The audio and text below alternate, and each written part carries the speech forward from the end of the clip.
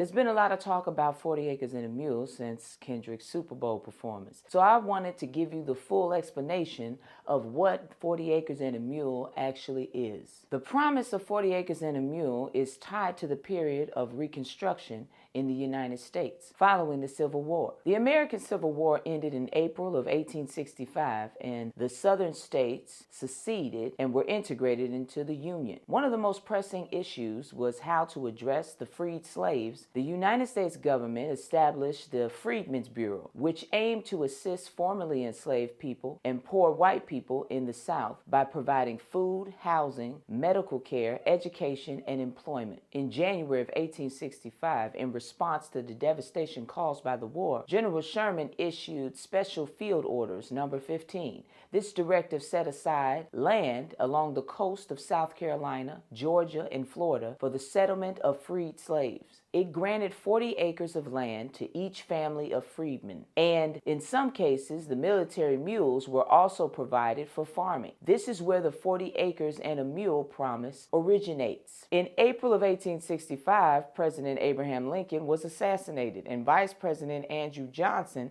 became president. Johnson's views on Reconstruction were much more lenient toward the South, and he was less supportive of policies that would benefit former slaves. After Lincoln's assassination, President Andrew Johnson issued a proclamation that reversed Sherman's order. He ordered that the land given to freed slaves be returned to former Confederate landowners. This was part of his broader policy of rapid reintegration of the southern states without significant protections for the newly freed black population. Congress passed the Civil Rights Act of 1866, which aimed to protect the civil rights of former slaves and grant them citizenship. However, the law didn't address the land ownership or economic independence for freed people. During this time was also the rise of the Ku Klux Klan. In the mid-1860s, the Ku Klux Klan and other white supremacist groups began to form in the South. They sought to intimidate and terrorize freed black people, making it even harder for them to claim land or fully participate in American society. When they did away with Sherman's order, most of the freed slaves were never able to acquire land.